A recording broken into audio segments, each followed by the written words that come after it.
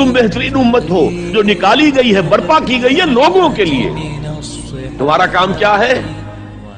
तामुरूना bill मारूफ व तनहौना। Point जो कि बड़ा इंपॉर्टेंट है, ये 7 पॉइंट तो शांति की स्थापना के लिए थे। ये 8वां और आखिरी पॉइंट है मेरा, ये शांति की स्थापना होने के बाद उसकी सुरक्षा के बारे में इस्लाम क्या कहता है। शांति स्थापित हो गई, अब क्या आगे क्या? तो याद रखिए, शांति स्थापित होने के बाद उसको सुरक्षित रखना भी जरूरी है। याद रखिए, स्थापित तो होगी शांति, सुरक्षा कौन करेगा उसकी? इसीलिए दुनिया की तमाम जितने भी जिसको हम कहेंगे शांतिपूर्वक देश है, वो शांति स्थापित होने के बाद उस शांति की सुरक्षा के लिए पुलिस और सैन्य बल रखते हैं। क्या कोई देश इसलिए सैन्य बल और पुलिस रखता है कि लड़ने जाना है उसको? नहीं, इसलिए कि शांति अब आ गई समाज में, अभी शांति कायम रखना है कि तो लोग अशांत का वातावरण पैदा कर सकते हैं। तो उस शांति को बचाए रखने के लिए हर शांततापूर्वक जो है देश हो, प्रांत कोई भी हो, वो सेना और पुलिस दल रखता है, ताकि शांति जब एक बार प्राप्त हो जाती है उसको सुरक्षा बहुत जरूरी है, सुरक्षा जरूरी है। और कायदा कानून सुव्यवस्था चालू रखने के लिए ये बल की जरूरत होती है। तो इस्लाम भी शांति स्थापित होने के बाद उसकी सुरक्षा के लिए बल प्रयोग की आज्ञा देता है। बल प्रयोग की आज्ञा को मीडिया ने और कुछ लोगों ने ऐसा ट्विस्ट दिया, ऐसा टेढ़ा और मरोड़ा, और खास तौर से शब्द जिहाद, है ना।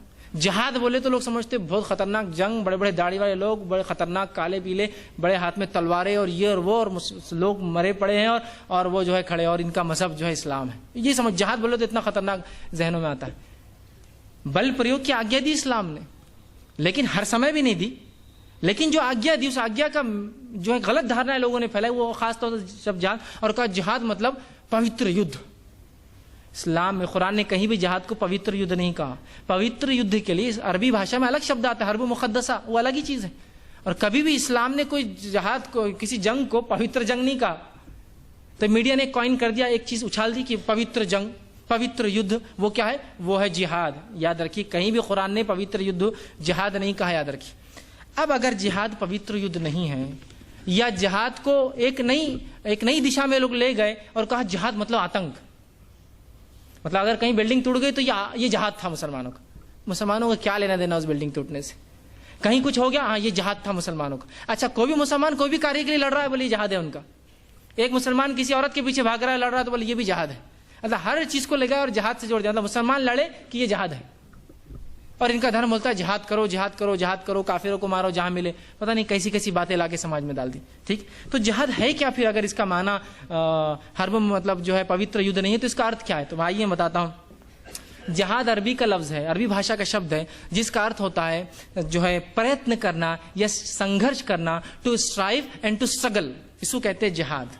जिहाद का माना होता है किसी चीज के लिए प्रयत्न करना, कोशिशें करना, और संघर्ष करना, स्ट्रगल करना, to strive and to struggle, इसका ये होता है जिहाद का अर्थ। तो इस माने में दुनिया की हर चीज जिहाद कर रही है। एक मानव अपने घर बार को खिलाने पिलाने के लिए कोशिश कर रहा है, प्रयत्न कर रहा है, संघर्ष कर रहा है, जिहाद कर रहा है अरबी में, जिहाद कर रहा है अरबी में। सूर्य, चंद्र, आकाश, पृथ्वी, वायु सब जिहाद कर रही, सब अपने संघर्ष करती है, प्रयत्न करती है कायम रहने के लिए। सूरज आ रहा है, जा रहा है, सब जिहाद कर रहे हैं। ठीक है, समझा? तो जिहाद का अर्थ प्रयत्न होता है, लड़ना। आतंक से इसका कोई संबंध ही नहीं है, याद रखिए, इसका कोई संबंध ही नहीं। और जिहाद इसको भी कहते हैं, जिहाद का मतलब प्रयत्न और संघर्ष है। जिहाद इसको भी कहते हैं कि शांतता पूर्वक प्रयत्न या संघर्ष करना, या शांति को कायम रखने के लिए प्रयत्न और संघर्ष करना। जैसे कि इंडिया है, भारतवर्ष है, शांति है, अक्सर मानव शांतता पूर्वक जीवन गुजार रहे, शांत सोसाइटी है। अब इस सोसाइटी में अगर कोई आकर कुछ गलत कार्य करेगा तो उसको जब रोका जाएगा तो ये भी जिहाद है। वो करने वाला जो कर रहा है वो फसाद है, वो आतंक है, याद रखिए। रोकना जिहाद है। तो यहां तो उल्टा हो गया, करना जो आतंक कर रहा है उसको जिहादी बोल रहे हैं। रोकने वाला कोशिश कर रहा है। हम चाह रहे हैं, इंडियन पुलिस, इंडियन मिलिट्री चाह रही है कि लोग गलत कार्य ना करें, तो वो जिहाद कर रहे हैं। वो गलत कार्य करने वाले तो बुरा काम कर रहे हैं, फसाद कर रहे हैं। अरबी भाषा में इसको फसाद कहते हैं, जिहाद नहीं कहते हैं। जिहाद का वर्ड फसाद है। तो ऐसा संघर्ष जो शांतिपूर्वक हो और शांति को कायम रखने के लिए आप करें, यह भी जिहाद है। ठीक। और कुरान में प्रेषित मोहम्मद को जो जिहाद का लफ्ज शब्द सबसे पहली बार आया, वो उसका जो है सूरे फुरकान अध्याय नंबर 25 आयत नंबर 52 में आया, वजाहिदुम बिही जहादन कबीरा। हे प्रेषित, कुरान को लेकर इन लोगों से जिहाद करो। इसका क्या अर्थ हुआ? कुरान से लेकर इनकी गर्दनें काटो, क्या अर्थ हुआ? कुरान की शिक्षाओं को मानव में आम करो, कोशिश करो, ये अर्थ है उसका। तो क्या कहा, जाहदन कबीरा, बड़ा जहाद करो, शिक्षाओं को आम करो, तालीमात को आम करो, एजुकेट करो इस कौम को कुरान से। समझ रहे हैं बात को? तो जहाद का आतंक से कोई लेना देना नहीं है। और एक बात याद रखिए, लोग समझते हैं कुरान ये मुसलमानों का ग्रंथ है और सिर्फ मुसलमानों के लिए। ये बात मैं चाहता हूँ ये गलत धारणा दूर हो जाए। कुरान एक ऐसा ग्रंथ है जो सारे मानव जाति के लिए है। और सूरह बकरा अध्याय नंबर 2 श्लोक 185 में कुरान ने कहा, शहरु रमजान अल्लज़ी उन्ज़िला फ़ीहिल कुरान हुदल लिन्नासि वबय्यिनातिन मिनल हुदा वल फुरक़ान। रमजान वो पवित्र महीना था जिसमें कुरान का अवतरण हुआ मानव जाति के मार्गदर्शन के लिए। मुसलमानों के, अरबों की नहीं कहा।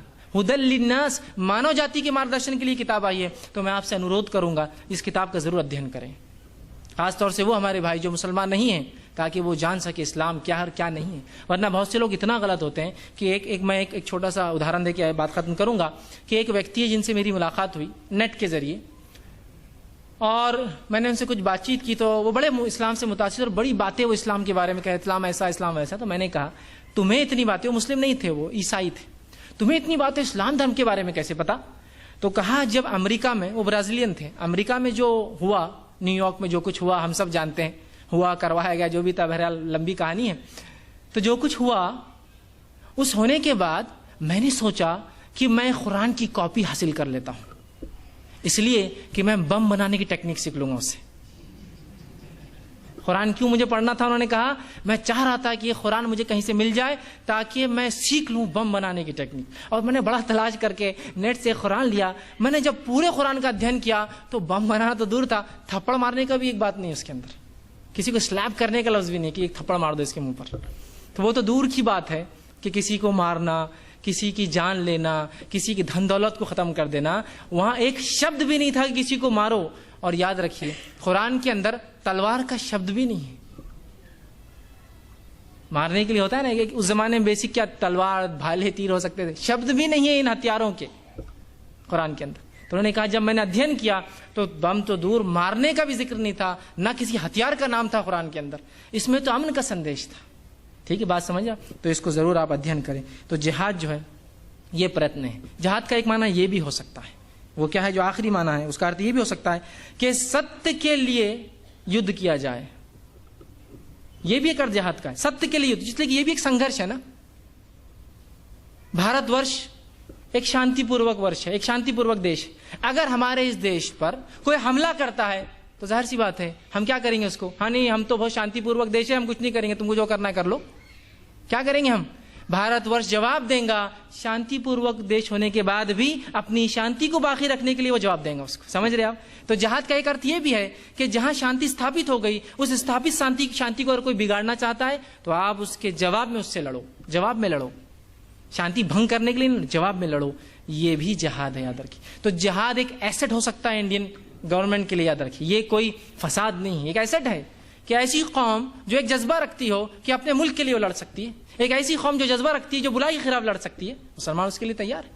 तो ये एक एसेट हो सकता है जिहाद। ये फसाद नहीं है, ये बुरी चीज़ नहीं है। और इस्लाम न कोई आतंक का आदेश देता है, न इसकी कोई शिक्षा आतंक की है, ना ही इसके अंदर आतंक का कोई वो है, ना ही कुरान ने आतंक के लिए लोगों को बढ़ाया। बल्कि जिहाद का अर्थ होता है शांतिपूर्वक संघर्ष या जो है कोशिश जो करते हैं। तो इसका दहशतवाद से, आतंकवाद से इस्लाम का, मुसलमानों का कोई लेना देना नहीं है। ये अलग बात है, ये अलग बात है कि कुछ लोग होते हैं हर कम्युनिटी में जो बुरे होते हैं, गलत कार्य करते हैं, हर जगह होते हैं। लेकिन अगर मीडिया उसको आउट प्रोपोर्शनली हाईलाइट करे तो वो डेंजरस हो जाता है, आउट प्रोपोर्शनली।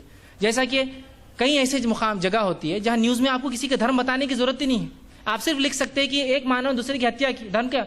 एक मुसलमान ने एक आदमी की हत्या की। अब धर्म का क्या यहाँ लेना देना? हत्यारा हत्यारा है, चाहे मुसलमान हो, हिंदू हो, सिख हो, ईसाई हो, बुद्ध हो, कोई भी मजहब का हो, कोई भी धर्म का, हत्या किया उसने, गलत कार्य किया। धर्म को देने की क्या जरूरत है? ठीक है, तो यहाँ हाईलाइट ना करे, बुरा कार्य बुरा है। मुसलमान भी इन चीजों को कंडेम करते हैं जो आतंकवाद और जो ऐसे कार्य करते हैं। लेकिन इस चीज को पहले हम सॉर्ट आउट करें, आतंकवाद क्या है और क्या नहीं होता है। तो इस्लाम उसकी ना शिक्षा देता है, ना उसकी कोई तालीमात ऐसी है। इस्लाम तो अमन का मजहब है, इसका नाम ही शांति है। ये शांति को फैलाता है, शांति को फैलाने ही आया था। बल्कि इस्लाम तो दुनिया में पृथ्वी पर आया इसलिए था कि आतंक को खत्म करे। तो वो धर्म कैसे आतंक की आज्ञा दे सकता है? मैं अपनी बात को वो इस आयत से जो मैंने इस स्पीच के स्टार्ट में पढ़ी थी उससे खत्म करूंगा, जो कि सूरह फुसिलत अध्याय नंबर 41 उसकी आयत नंबर 34 श्लोक 34 था। वला तस्तविल हसनतु वला सय्या। बुराई और अच्छाई समान नहीं होते, अच्छाई और बुराई समान नहीं होते। इदफा बिल्लती अहसन, तो बुराई का जवाब अच्छाई से लौटाओ। क्या कहा? बुराई, अच्छाई और बुराई समान नहीं होते। मुसलमानों, बुराई का जवाब अच्छाई से दो, ईंट का जवाब पत्थर से मत दो। बुराई का जवाब इदफा बिल्लती अहसन, बुराई का जवाब से अच्छे से दो। इससे क्या होगा? सुनिए आगे, फैज़ल लज़ी बैनका व बैनहु अदावतुन कान्नहु वलियुन हमीम, जब तुम बुराई का जवाब अच्छाई से दोगे तो जो तुम्हारा जानी दुश्मन है, घोर दुश्मन है, तुमसे नफरत करता है, घृणा करता है, कान्नहु वलियुन हमीम, तो वो तुम्हारा आत्मीय मित्र बन जाएगा। वलियुन हमीम, तुम्हारा एक दोस्त बन जाएगा। कब? जब तुम अच्छाई, बुराई का जवाब अच्छाई से दोगे। तो कुरान की शिक्षा तो ये है कि बुराई का जवाब अच्छाई से दिया जाए। इसका फ़ायदा ये होगा समाज में कि वो आदमी जिससे और आपकी दुश्मनी है वो आपका एक अच्छा दोस्त बन जाएगा। इसी पर अपनी बात को मैं ख़त्म करूँगा। व आखिर दावाना अल्हम्दुलिल्लाहि रब्बिल आलमीन, सुब्हान रब्बिका रब्बिल इज़्ज़ति अम्मा यसिफून, व सलामुन अलल मुरसलीन, वल्हम्दुलिल्लाह।